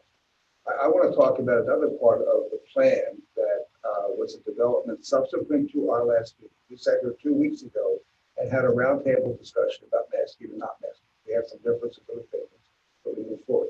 The very next day, we were presented with a decision-making model that we had not seen up to that point. It had not been part of the conversation we had 2 weeks ago. It certainly was a model database that gave me a lot more comfortable with moving forward on the decision about masking or not masking, because it was data-driven and it was very concise. We moved to another level of mitigation than we would have been. When we left here that Wednesday night, we weren't at the level of mitigation we went to by Friday, because this model came from, I'm not sure where, but I welcomed it. And it seemed to me to be a more useful tool than the discussion we had when we either thought it should be this way or we shouldn't be that way. So that's still there. And it's a model that I think allows us to move forward or backward at our choosing when we feel comfortable with whether or not we're violating the laws of the state. In fact, I think this Friday would be the 2-week period where, once again, the tiered mitigation model may drive us to masking anyway, just based on what's actually happening in the county. So I just think we have to keep in mind there's a new piece to our plan that we had not had a chance to discuss as a board. I welcomed it. I think it was useful. I suspect it was something that came out of shared conversation between districts, because all of a sudden it was the model being used across the whole county. This district was using it. So I think that's there. And at some point in time, given the data, if we have to go forward to masking either by the mandate or by that model, it may be also the thing that allows us to back out and decide at some other point in time that we want to go back to a lesser level of mitigation because we're comfortable with the data. So I don't need a comment about that. I just think that has to be part of the conversation. It is a very useful tool, and I don't know where it came from, Mrs. Holman, but I welcomed it for one. Well, it came from a collaboration of a bunch of minds, but we tried to put together something that was science-based that allowed us to make decisions without emotion and based on metrics that were both proactive in terms of looking at data, county, local, as well as zip code data, positivity rate, as well as what we were seeing in our individual school buildings, as well as vaccination rates. It had the basis in what CDC said you should track: vaccination rates, testing, positivity rate, cases, and certainly your spread in potential outbreaks in schools. The board has always allowed us, and for the last 18 months at least, to make those changes and try to come up with that. And to be honest, we talked about this last meeting, we tried not to make them board decisions because it didn't allow us to be as nimble with some of those things and adapt if we needed to. We put that out in the hopes that we would be able to have those metrics to make decisions. And I would tell you that even if we decide tonight to make the change and put in the order, that will remain, because at some point when the order expires, and we also have the same concern Mr. Leiser mentioned about it not having an end date, that at some point it will end. Or someone will challenge it and it will change, and that is not going to align with a school board meeting. Tonight is just ironic that it does. And so we would leave that in at the end, just like we did when the last order expired. This is what we will do until the order exists, and this is what we will do after the order exists. We will continue to leave that in our plan to be implemented or adjusted should we need to, based on maybe our pool testing. So that's the other potential, to add in the pool testing as another metric at such time as either the order expires or is challenged and jumped. I don't know if that's the right word. And then we would put that in place again. So we'll leave that in the plan as a decision-making tool. But I would certainly welcome your feedback about it, because you're right, and we did roll that out the Friday after our last week. So if I read it correctly, there's like a 2-week rolling average that would cause decisions, right? So there was a decision point a week and a half ago, so another one is due this Friday. Is that correct? Based on the update on the data? As long as there's not an outbreak. The outbreak would be what would cause us to shift with less than that 2-week time frame. But it's very possible Friday, when you get the newest data, that it would push us into that third tier anyway. Is that not correct? It could, but I would tell you 2 of the metrics of the 5 involve our school cases. And so we in any building have not risen to either the school cases or the outbreaks, which if you recall is bullet 3 and 4. But yes, the decision point would be this Friday. There are 5 different metrics on the top of that Did tier. you say 3 and 4? there's 5 bullets. The first bullet is about Okay. cases, the second bullet is positivity, the third bullet is cases in schools, the fourth bullet is outbreaks, and the fifth bullet is vaccination rates. I was only a little confused because I believe the first model we saw, the matrix had 4 levels to it, 4 tiers, and then the one that was actually implemented that Friday was only 3. So I assume. I don't mean tiers, I mean the bullets and the metrics on the top. There are three tiers, yes. Not 4. That is correct. There are 5 different decision guiding metrics on the top, is what I meant, not the tiers. There are 3 tiers. I would tell you there's some similarities with what other districts chose, but they're not identical. And you saw some other districts have similar metrics that decided to open in universal masking, and that was not a choice we made. But I think to Todd's point, I think it's something that could allow us to make a decision at some point in time to say we're out of it. So there's that metric there, and I appreciate it. Yeah, and that is the strength of a plan like this that was designed and thought out without the emotion of being in the fog of war, which we're in when these edicts come out or the cases rise. They developed a plan that was well thought out and put together, structured to handle these cases as they occur, and reaction plans, which are proactive, but reactive to the increase in cases or data, whatever it shows. But it was done in a way that was not in an emotional state at the time. It was well thought out and put into place. And now as things develop, we have that plan, pull it out, look at it, and take the next step. And that got us through the whole last year successfully, and very successfully in this unknown, with the help of the teachers and the cooperation of the rest of the staff and all that, because they had to trust in the administration and the plan that they developed, that it was going to work. It was well thought out. And I think if we go forward with this plan, continue to make our decisions based on that plan that has been developed, that we'll stay ahead of this thing and be able to react to whatever unknowns are going to come in front of us in the future. And we don't know what to project, but we've got a plan. And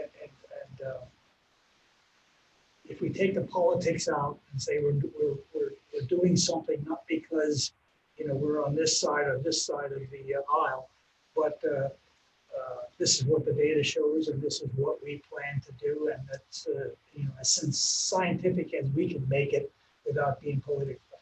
And that's I think the problem we're all into right now with the public perception. So what do we need to pursue here?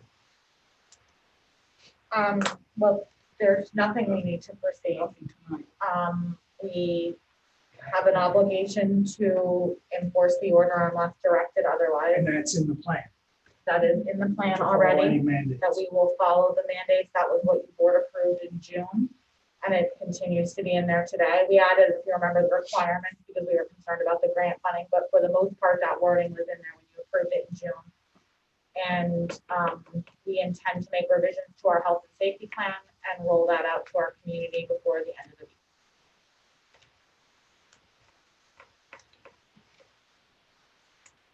Well, we also have an update on the matrix on Friday.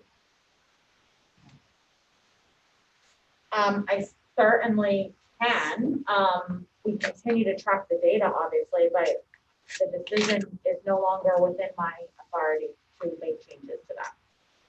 Like I can't, so part of the strength I would say behind the matrix was the targeted mitigation, meaning that we believed in time-limited targeted mitigation as low of a level as we could, being case-specific, classroom-specific, building-specific, or district-specific, if it had to be that. That authority to drop down a level and drop away from universal masking is not within my authority as of Monday. So we can continue. No, I understand, but I think the data, information in an ongoing way for the board is useful. Yep, And we can keep us to continue. monitor this.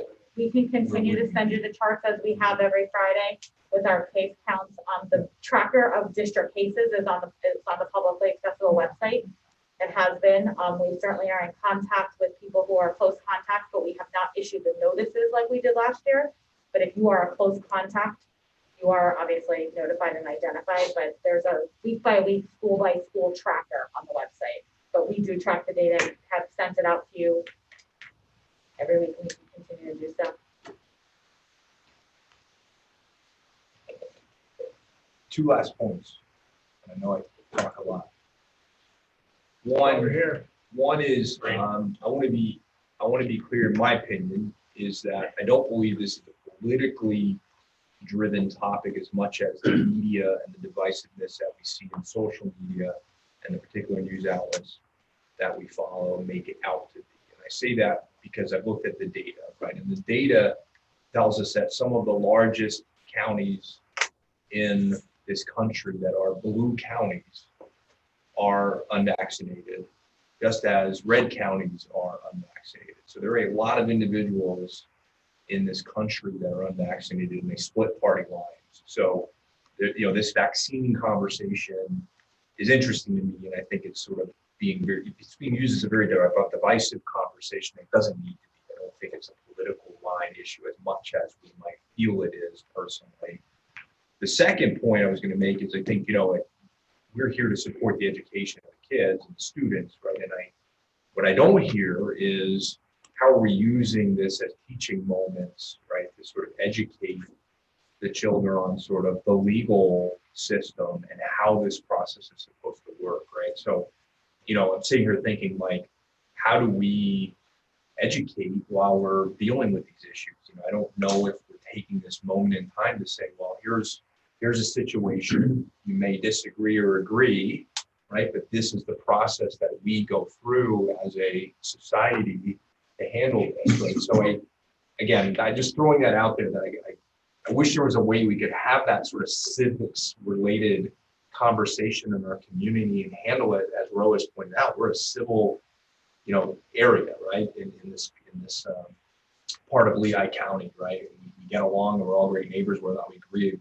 politically or not. So I don't know what the answer to that is, but just to say that I think we can have civil conversations here that actually teach these kids and the community, right, while we're living through this experience. And I don't know that we always approach it that way. It becomes very divisive. I don't think it needs to be. Just one thing to add on to what Todd said. So this region has COVID hesitancy and COVID confidence grants. And they work with populations, and there's information on why certain zip codes and certain parts of our urban rural communities and these counties that we serve, why they are or not vaccinated. And that information is available. You can learn more about that.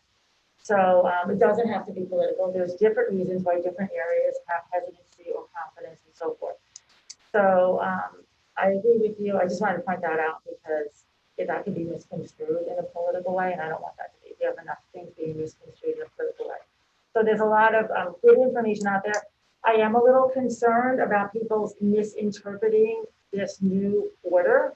So I'm glad you provided that information.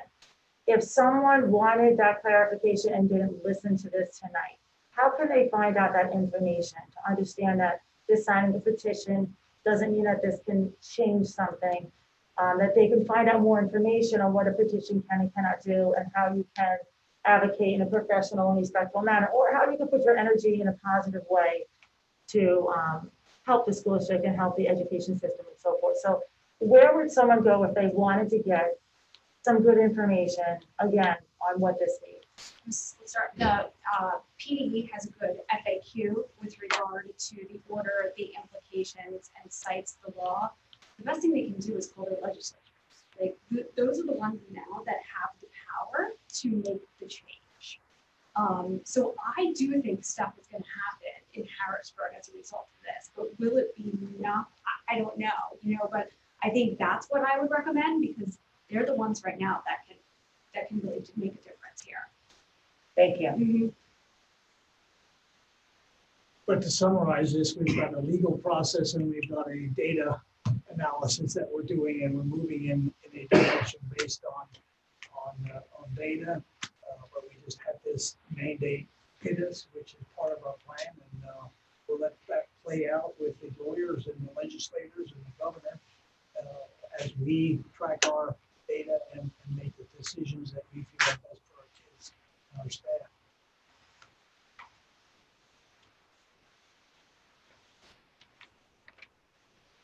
COVID champ is going to take care of all this. I said the COVID champ is going to take care of all of it. It's testing champ too. Anything else? Who did he beat to be the champ? That's not what that's where development from. All right. Here we are on this agenda here. 2.03. 2.03. No, I'm sorry. 2.03. Policy. We got one new policy and three. Second reading. Second reading. Yes, sir. So the policy before you, 918 Title I, is an annual recurring policy required by the board to execute each year. As you know, we do receive title funds. In order for us to receive those funds, it is required of the board to review these policies every year. There was no change to this policy. It's a recurring annual item. If you have any questions, I'd be glad to try to answer them and or get Mrs. Stitzel to fill them out for me. And any comments about weapons, terroristic threats, hazing, or bullying, cyberbullying? No, sir. We'll take action on those in 2 weeks. And that's in our policies. On our operations, we have an annual maintenance contract. And we've already discussed that. Yeah. This is with McClure. With McClure Company. This is the annual maintenance contract that we use them for taking care of our chillers, and we recently added our boilers. The company we used to use for our boilers went out of business, so we just asked McClure to take over the boiler maintenance as well. Okay. And it's under CoStar's agreement, and we continue to partner with them. Was the old contractor, was he co-stars too? No, he was an independent, singular person, and he retired. He just decided to round it up. All right. It's going to cost some more money with McClure? Unfortunately. Oh, yeah. Yeah, but it's a competitive price based on some other contracts. Okay. So we'll be taking action on this annual agreement in 2 weeks. Any questions for Art on the floor? All right. Next operations is, there are no updates. Oh, yeah, there are. Yeah. Yep. The next item, Transportation transportation. software, yeah, that's the killer of me for sure right now. Just want to update the board, the public, and everything that's going on. And by no means am I trying to be a data expert. I would sort of leave that to Dr. Sisnovic, but essentially what happened, we started a new software. We spent the entire summer months getting ready for the next school year, preparing the runs, getting the drivers to review them, reviewing the stops, looking at our old data, putting it together. And when we attempted to do an upload at the end of the summer for the parents to see in the parent portal, we realized there was some version of the data correction or data corruption, and that it would not export properly. So essentially what we did is we were trying to fix it. We attempted to fix it to the best of our ability within the amount of time that we had, and we had to make a decision whether to continue to work through that process or just start again. And essentially we decided the best course of action was to start again. And so in a short amount of time, less than a week, we created the runs that typically take us 2.5 months in 3.5 days. Now granted, they were 17-hour days for most of us, but we really did work diligently to get those runs out. They don't have all the corrections and the changes that we typically are used to, and that is what we were working through.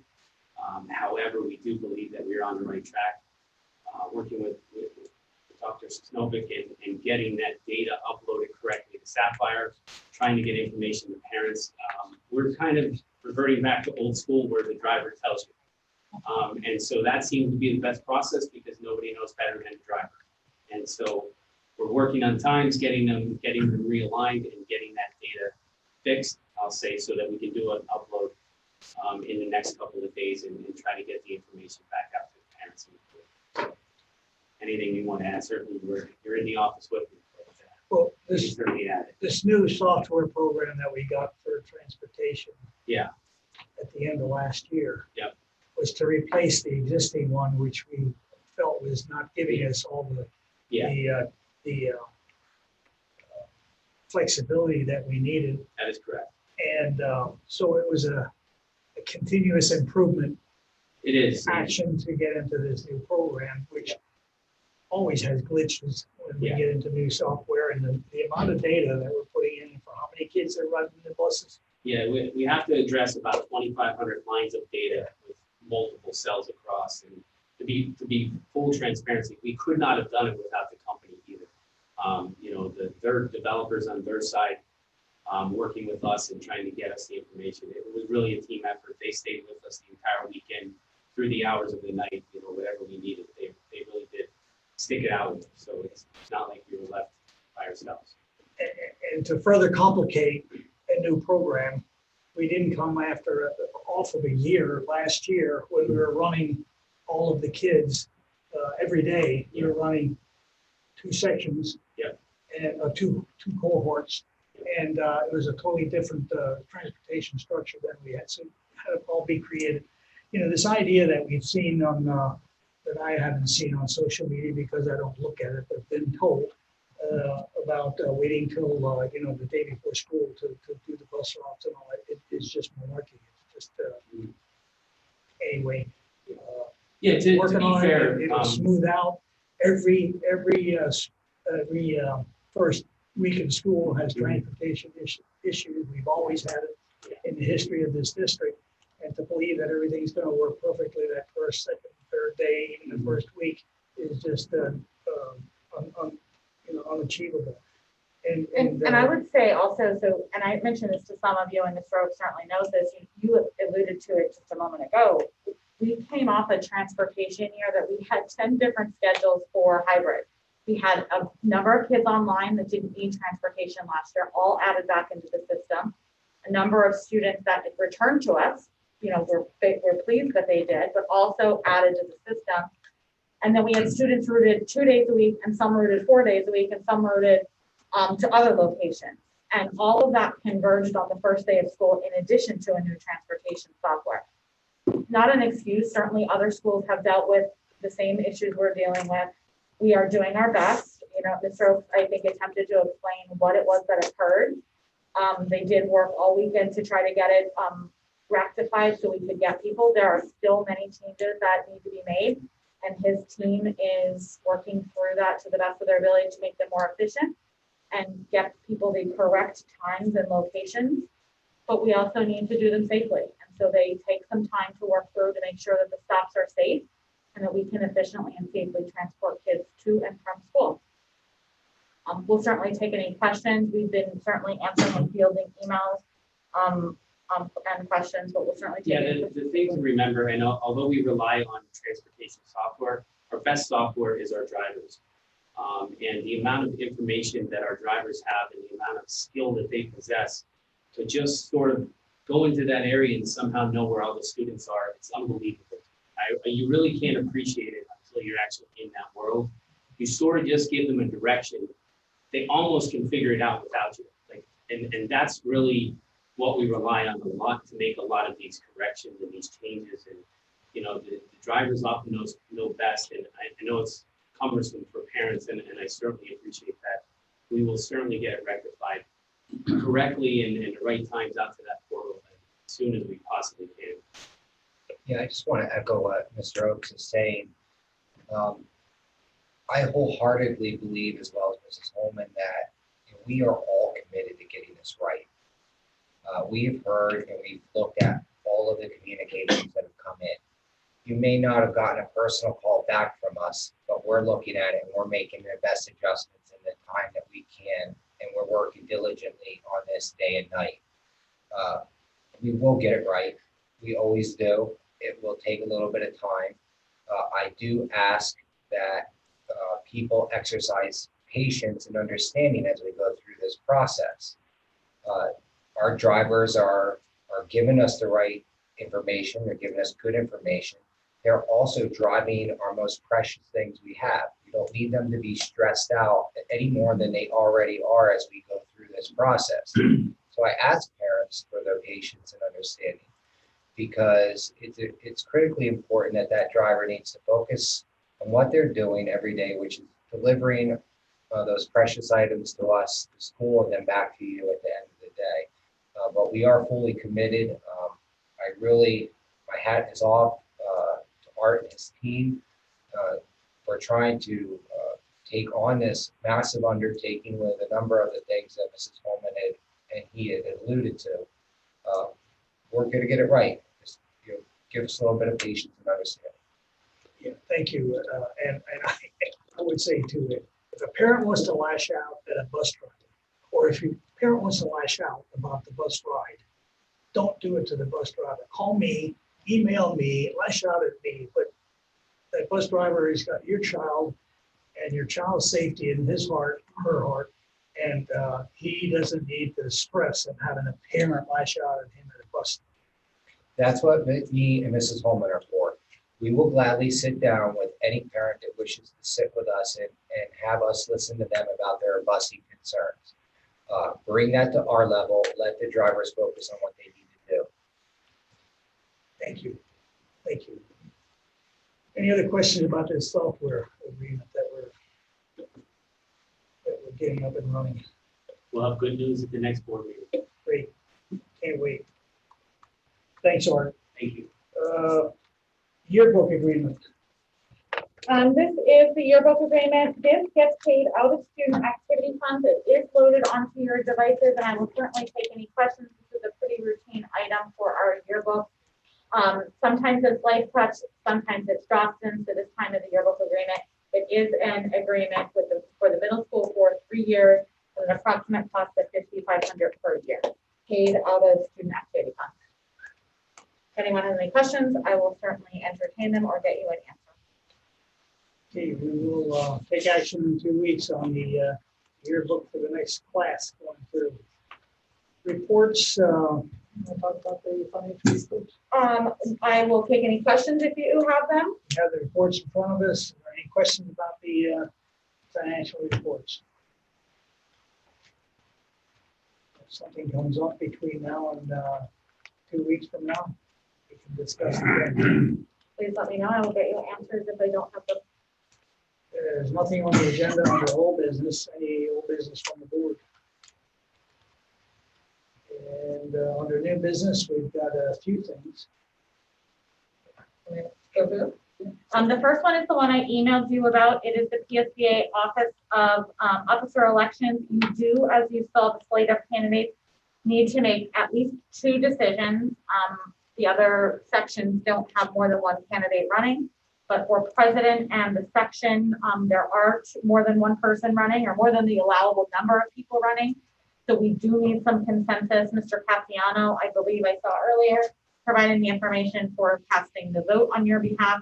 You don't need to decide tonight, but it does need to be a decision that you make September 15th. So if you have any direction, we can certainly on September 15th put the slate of officers you wish to vote for. So you need to pay particular attention to the president slate of candidate information, which is on page 1. There are 2 different candidates for president: Sabrina Backer out of Franklin Area School District and David Schnapp out of Brentwood Borough School District. And then if you scroll all the way to the bottom, the school board secretary forum steering committee, they are 3, you have to elect 3 candidates and there are 4 choices. So those 2, you need to make a definitive direction to us about who you wish us to cast your vote for. The others, I think, unless you don't want a candidate, there's 1 candidate running for 1 seat. How can we ask the vote for the next meeting? You don't, you just need to tell me who I'm putting on for your voting approval. So typically you say to me, put on Sabrina, and so then at the 15th, you will vote for Sabrina, or put on David, and I will put on David, and you will approve it at the 15th, and then Mr. Capiano and Mrs. Eisenhardt will cast the vote for you. Unless you want to decide on the 15th, which is equally okay, but. Well, I personally don't know any of these people. I know. And I'm sure none of us do. I don't know that you know, based on their locations in the school districts, I don't know that you know any of them. They have a video though. There is several Yeah. attachments. They One is have a hyperlink, yeah. One is a description about the candidates. They answered several questions. There are officer election videos that are linked in the public content if you wish to watch them to try to make your decision. I don't have a recommendation. Yeah, no, I just trying to figure out the process of getting. Are these done. paid positions or are they? I don't believe so, but I would have to check on it, you know? But Jessica's saying they're not. I don't honestly, I've always heard that question. I'd be very happy to have the board president make a recommendation on behalf of me. Well, stroll. I'm gonna delegate that to the vice president. I'll take care of Sometimes you it. go by Come location. back with a. Yeah, you want to So geographic some of the balance. metrics you Jen do will is come not- back with the perfect amount of individuals for us to vote. Yeah. Okay, there you go. Individuals. So Todd will take your comments and he'll come back with a ballot for us in 2 weeks from now. Okay, that sounds good. If anybody has any questions, let me know. Otherwise, I will make an executive decision. Vice. All right, Right. enough of that. School supplies donation. We as a board have to always approve donations, so we got a couple of them here tonight.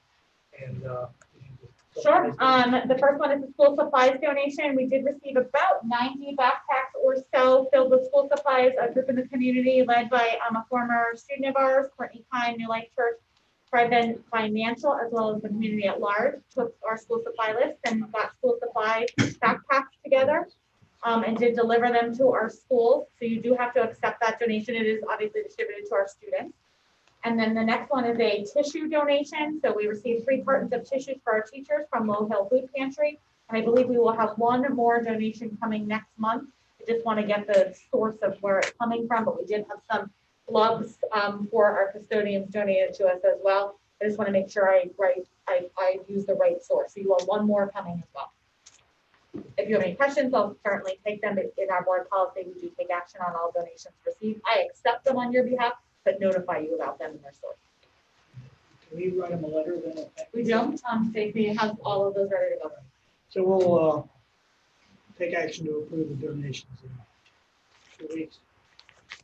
Okay, we're at the point in our agenda where we offer courtesy of the floor to anyone that has stuck with us this evening and would like to address the board on anything that you have on your mind. If you'd like to do that, please state your name and your concern. Sure. My name is Jonathan Wozniak. I live at 2659 Post Road. A comment and a question. The comment regarding the transportation.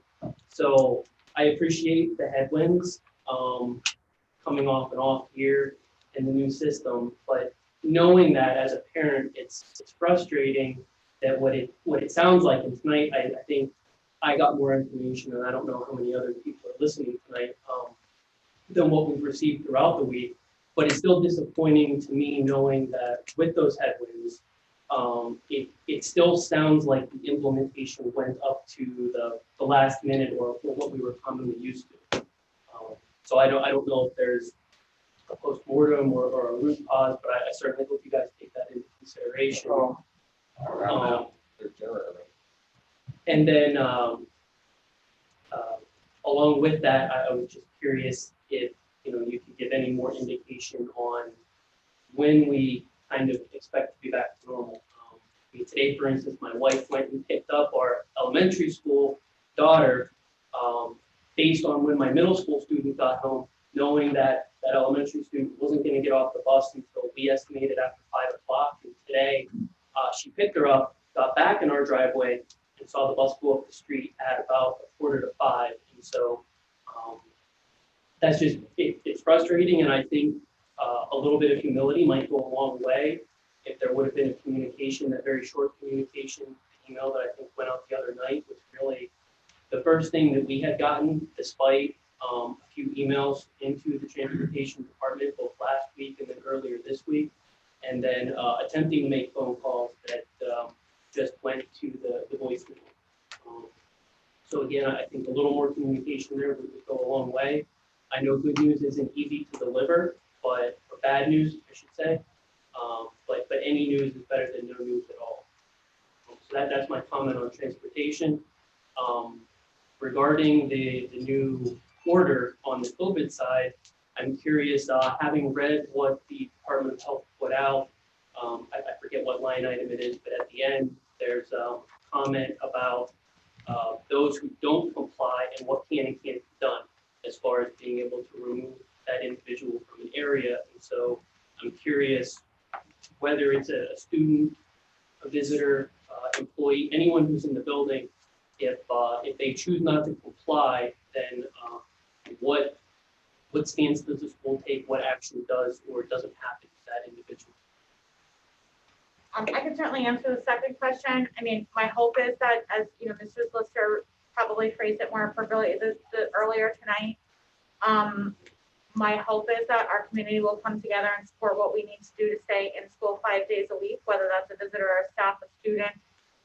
And we will certainly work through reasonable accommodations with staff. We will certainly work through pieces of the order that allow exemption components for medical reasons. All of that is built into the order. That being said, from the beginning, we have had face covering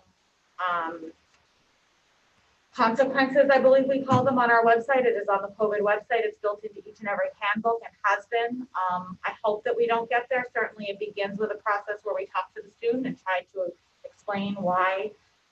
And you know, to Mr. Leiser's point, when he said earlier, I'm sure we'll have many conversations about in towards classes, but certainly trying to make a point with students about, or staff members for that matter, about why these are in place and do an education. We also will consider alternatives, which is also required as part of the order, that we will consider any alternative shields or gaiters, which our kids wear frequently if they can't wear a face covering.